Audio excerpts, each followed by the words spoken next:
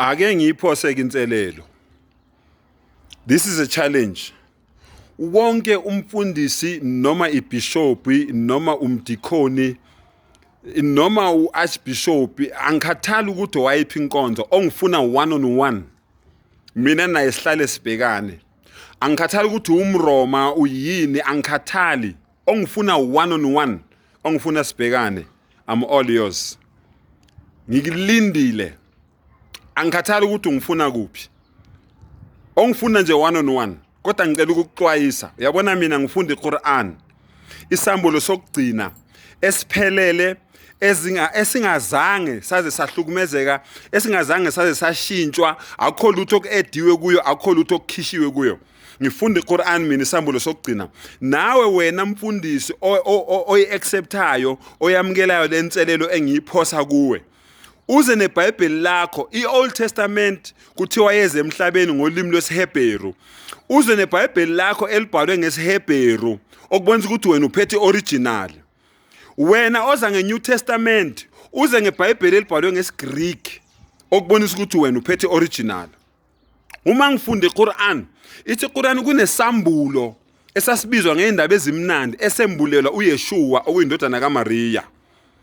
Uze naso leso sambulo leso mangilifunda lonke iBhayibheli asikho leso sambulo leso. Ngithola ngokukaJohn, ngokomqondo kaJohn, ngokomqondo kaMateyu, ngokomqondo kaMarko, ngokomqondo kabani, ngokomqondo kalokuzana kaLuka.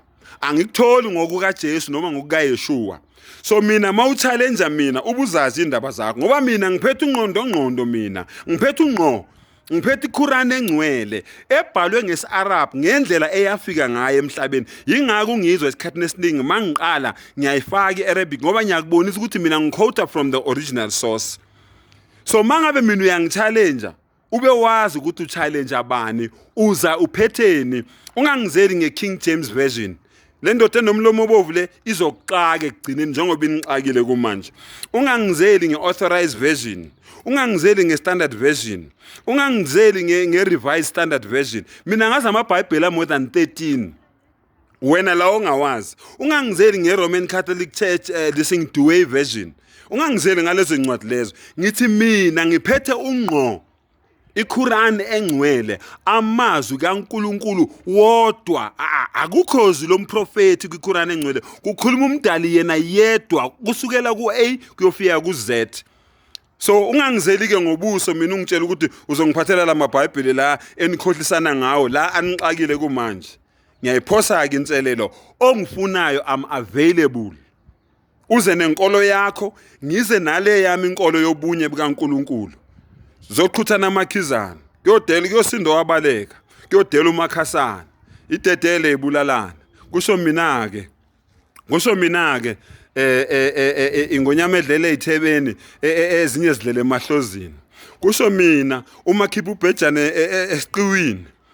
Kusho mina engithi mangiqhamuka mina kunyonya insizwa kubaleka intombi zingesabi yona ngoba zesaba amasokazo. Yimi kusho mina uSidunisembazo.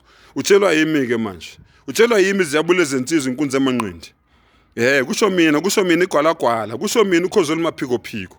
Kusho mina isamba nesimo umgosula lezinye zumba engawulala.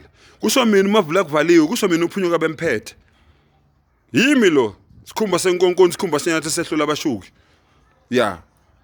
Baze bacabanga ukuthi senkonkoni, abanye bacabanga ukuthi sendlondla, abanye bacabanga ukuthi senhlwathi, abanye bacabanga ukuthi senkekhwekhe. Yimi lo engishoyo. Woza nazo uzongithola ngulindile. Ngiyabonga.